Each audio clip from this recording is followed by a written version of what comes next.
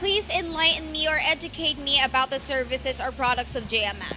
J-paring, C-channel, wall angle, studs and tracks for ceiling and drywall materials. We setting the standard of light steel frame. Light steel frame. Can you tell me what sets it apart sa ibang light steel frames?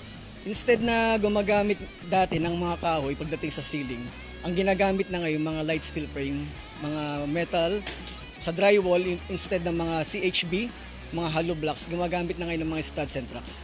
We are a direct manufacturer of light steel frame. So, mas long-term po yung magiging tibay ng bahay ninyo and then yung haligi po ninyo kung gagamit tayo ng mas maganda at branded steel na katulad po ni JMX.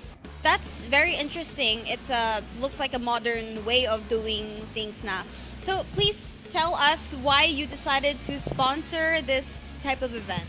Siyempre para mas lalo pang makilala ang JMX. Although known naman na kami sa industry, pero mas lalo pa kasi knowing Net25 is nationwide, makikita kami.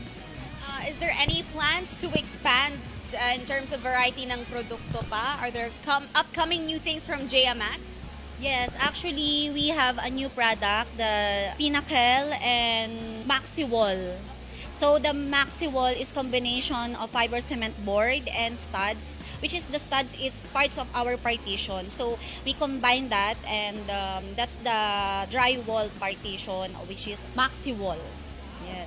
Karagdagan doon sa may Maxi Wall, instead nagagamit sila ng mga hollow blocks, mga CHB, yung Maxi Wall, pwedeng i-replace na yon.